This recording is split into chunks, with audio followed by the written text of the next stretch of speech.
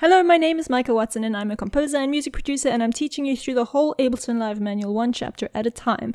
And today we're doing chapter 8, which is the clip view. So to access the clip view, you can click on a clip, and at the bottom you will see all your various details that you get with your clip. You can get it by clicking on a clip either in session view or arrangement view. If you've got two screens, so you're using dual monitors, you can set that this clip view is on a separate screen. To do that, you're going to have to hit Shift Tab. I can't demonstrate because I've only got one screen. Just note that if you do have two screens and you single click a clip, it'll show that clip in clip view, but it will not move the clip view from its current window. You might not want to have it in two screens because you might have your arrangement view in the other screen, or, I don't know, Facebook, which is a bit of a waste of a screen if you ask me. But once you click on a clip, this is your MIDI clip. Let's use an audio clip. At the bottom right here, you see this little box. This is called your clip overview. You can move this box around by clicking and dragging on it left and right, or you can zoom in and out by moving your mouse up and down after you clicking and holding it. You can also open your clip view by clicking on the track status field. So it needs to be active. If you click on an empty track status field, it's not going to do anything. Let's start this one. And now you can see that I can toggle between the two clips clicking on the track status fields. You can also view many clips at once. Click in an empty space and drag your mouse. This is called rubber band select. And what you'll get here is this window with these three boxes. So you're not going to get all your waveforms. You're only going to get these settings that are shared by these three clips. And what I mean by shared is that they all have these three boxes. So here you see the clip box, which contains basic clip settings. You see this launch box, which controls your clip launch behavior. And it only appears in session view as a result, because you don't launch clips in arrangement view, only in session view. And you also get your sample display. This sample box contains settings pertaining to how the clip plays its sample and displays it in the sample display. So for instance, if it's warped or looped or transposed or whatever, I'll go into all of these knobs in a moment. So if you click on a MIDI clip, you're going to have some extra options here, or some extra boxes rather. You're going to have your MIDI editor, which is on the right here. So with an audio file, you've got your waveform display, but on a MIDI clip, you've got your MIDI editor, and in here you can change your notes. If you hit B on your keyboard, you get the little pen, and you can draw in like that. You've also got this note box over here, which contains settings pertaining to how Live plays a MIDI clip, as well as a collection of tools for transforming notes within a clip. So you can speed up the clip to make it play double time or half time. You could do other things in here, which I'll also go into detail when I go into all the specific knobs. So to make best use of what they call the screen real estate, so the space on your screen, you can also change the sizing of all these boxes, and you can also hide various things. So if you don't want to see a specific box here, you can click this E for the envelope. You can click this little note to take away the notes box, and the launch, take away the launch box. Just quickly, I didn't mention the envelope box. So the envelope box and the envelope editor manage the clip's envelopes, which are used to automate or modulate the effects, mixer and clip or MIDI controls. We're going to cover the envelope in more detail in a further chapter when we talk about clip envelopes and their associated clip view components. Now let's talk about this clip box on the left here. This box at the top here is where you can rename your clip. So you can just type in something like that, or you can also actually go to the actual clip, right click or control click and rename, or you can just click on the clip and hit Command R to rename it.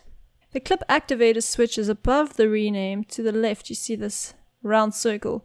If you switch that off, then this clip essentially cannot be played. You can see there's only a stop button now. So to activate the clip again, make sure that this has a yellow hue. Down here you can change the color of your clip, so if you have some sort of color coding vibe going on.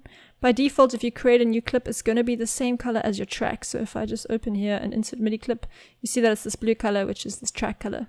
Okay, below the clip color, you've got this signature, and this will be your clip time signature. So note that this time signature is different to your project time signature. Your clip can be, say, 3/4 time, even though your project is 4/4 time. And the reason this is super cool is that it enables you to make complex rhythms, or rather polyrhythmic and polymetric pieces with ease by just changing up these various time signature components and playing around with different clips. So if I go to the bass here and I change the signature, note here it's 1, 2, 3, 4, and then here's the next bar. If I change the signature to 3/4, you can see it says 1, 2, 3, 2, 2, 3. So it doesn't change the audio per se, but it changes these subdivisions. You can also change a groove. So this below the signature, you've got your groove. Let me go into the drum track and show that to you better. So the clip groove chooser selects the groove used for the clip from the grooves available in the groove pool. So this is best demonstrated instead of trying to explain it to you. So let's enable hot swap here. This means we can jump through the various grooves over here and just have a listen. Let's make it twice as fast, just to make the groove a bit more obvious. Let's try a swing one. Okay, now it's a bit more obvious. You can change it to a previous one by clicking on this groove window. Okay, so this is what you call straight time. Duff, duff, duff, duff. 1, 2, 3, 4. 1, 2, 3, 4. Duh, duh, duh, duh, duh.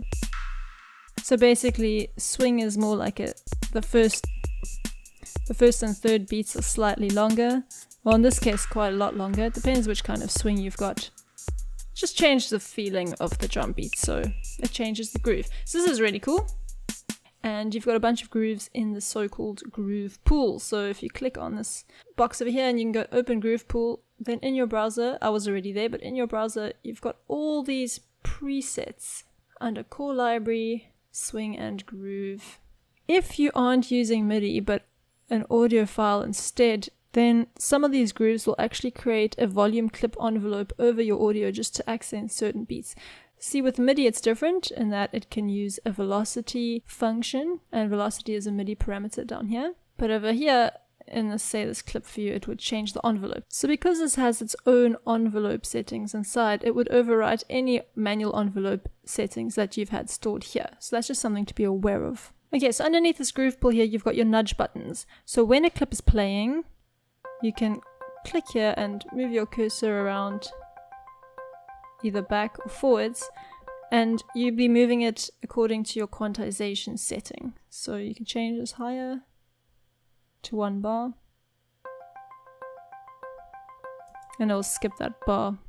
You can also map these to a MIDI controller by hitting your MIDI key here, and if you say map this little box that appears here to a mod wheel, you can actually scrub through the track with your MIDI controller, which is really neat. Just remember to make sure that your quantization setting is correct here, so that your nudge values are what you would like them to be. Alright, now let's talk about the sample box. Alright, lots of awesome buttons in here. Let's start with warp controls. So when the warp is switched off, Live plays the sample here, at its original normal tempo, irrespective of the current live tempo, which is up here, which is currently 98 BPM. So to warp a clip, you would hit warp, and Live would automatically set this audio to match this tempo over here, so everything would fall neatly into place. But if you don't have a strong rhythmic structure, so if you're not doing EDM or hip-hop or something with a coherent beat all the way through, sometimes you might not want to warp something, especially if it's experimental music or say ambient music, sound effects, spoken word, something like that. Live offers a number of controls to adjust the time warping engine for optimal stretching quality. So for accurate warping, Live actually needs to know the sample's metrical structure. Live actually needs to know the sample rate and bit depth and all of these things so that it can accurately time stretch this to match the tempo of your live set in a way that produces the least amount of artifacts. Most of the time, Live can work all of these things out pretty quickly for warping, but if you have a really long sample, sometimes it's just going to have to analyze it first before you can warp and manipulate your sample. Okay, now let's look at your sample display over here on the right and the region display. I'm going to zoom out a little bit. Well, on that note, when you see this little hand, you can click and drag your mouse up and down to zoom and unzoom. You've got two markers. You've got this marker down here and you've got this marker up here. They both do different things. So the marker at the bottom determines when your clip starts and stops. So if you've got a one-shot clip, to have a one-shot clip, you need to make sure your looping is turned off, which it is. And just a side note, you cannot loop clips that aren't warped. So if I hit warp here, you will see this button appear here, which says loop. At the moment, it's not looped. And if I hit loop, it'll just keep looping this. As soon as I unclick loop, it just plays it once and stops. And if I don't warp, it also only plays it once, because you can't loop unwarped clips. But now these markers here determine where your clip starts and stops. And these markers over here at the top determine where your clip starts looping and where it stops looping if it's looped. So right now this marker doesn't do anything, as I've already shown, it only plays the clip once. But if I enable warp and hit loop, the clip's going to start playing where this bottom marker starts, and then start looping where these loop markers are. So let me hit play, and you can see how it's just looping on the same spot. You can also nudge these guys by clicking on it and using your keyboard to going right and left. That moves the whole loop at quantization increments, or you can just hit command and use your left and right arrows just to nudge them small increments. You can also use the up and down arrow keys on your keyboard to make these markers move at increments as long as the clip. So if this clip is 1 bar long and I hit up, it's going to move 1 bar further. You can also adjust these markers in your sample box here. Under the start and end times over here, you can either use your arrow keys up and down, or you can drag with your mouse up and down, or you can manually input numbers from your keyboard. That'll be a start and your end time. And you can also set your loop positions down here. So that would be the higher above marker over here. You can also scrub through the click. So if you hover your mouse just under the beat time ruler, you get this little speaker. And if I click, it starts playing. I have scrubbing enabled in my preferences. If I hit command comma, I get my preferences. And I go to look and feel, and I've got permanent scrub areas on.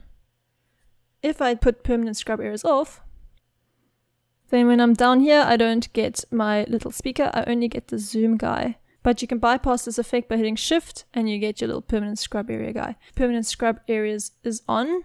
Then when you hover by the beat time ruler, as well as on the bottom half of your waveform, you also get your little scrub guy. One thing I didn't mention, when I was resizing these clips with my keyboard, if I hit command and then use the up and down arrows, it'll double and halve the size of this loop respectively. So that's another nifty shortcut.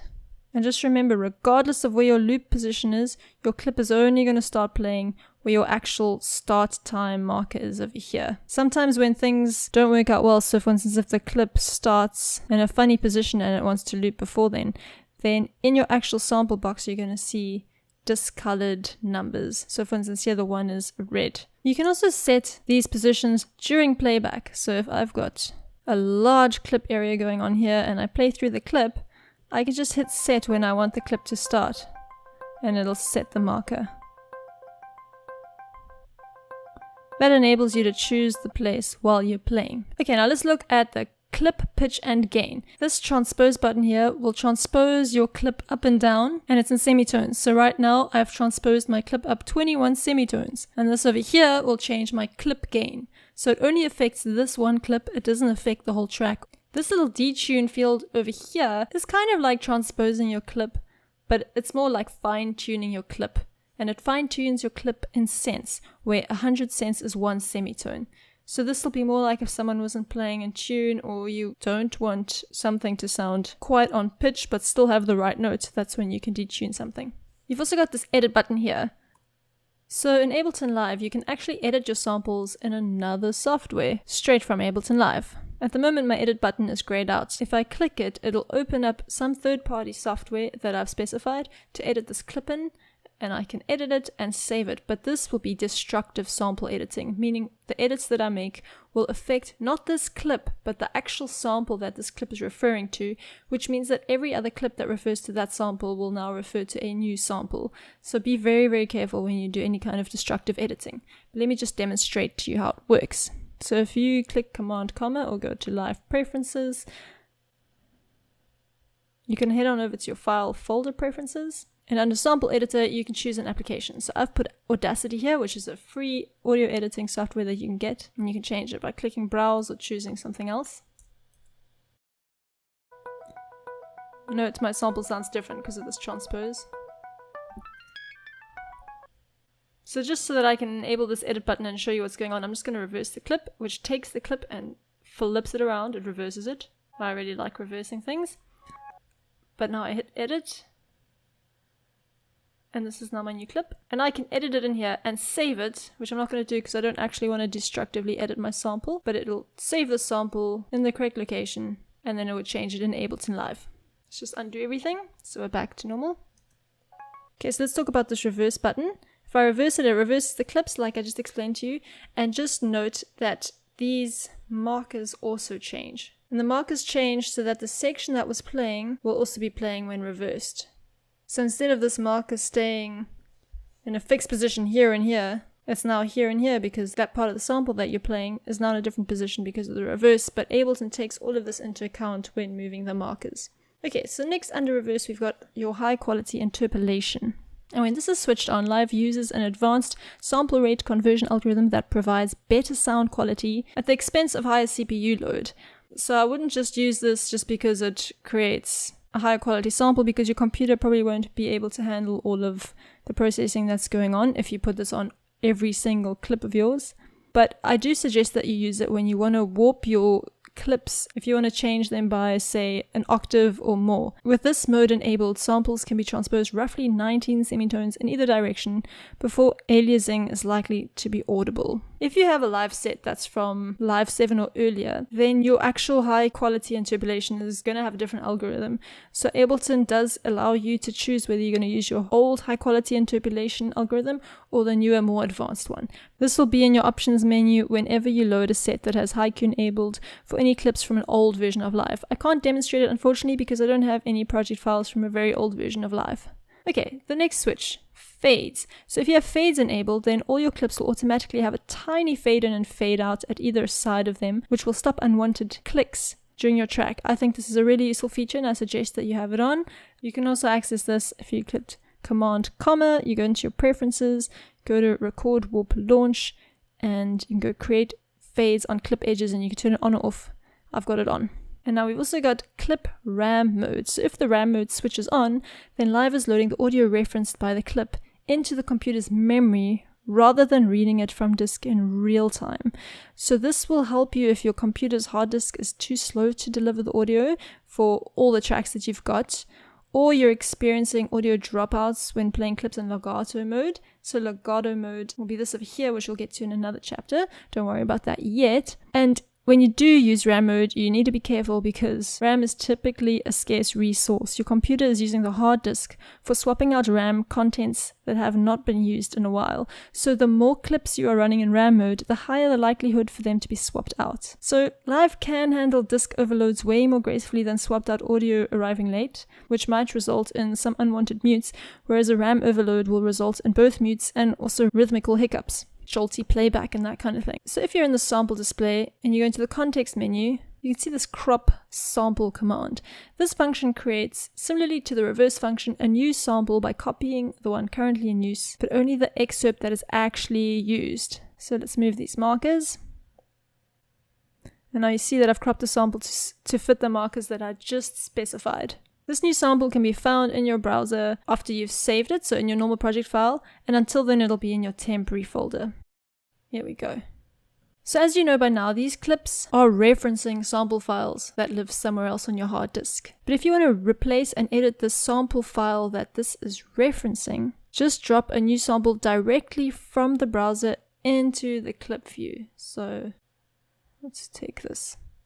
What's happening now is all my clip settings have stayed the same. So as you noticed, my markers didn't move, but I'm now referencing a different sample. Happens to be a kick drum.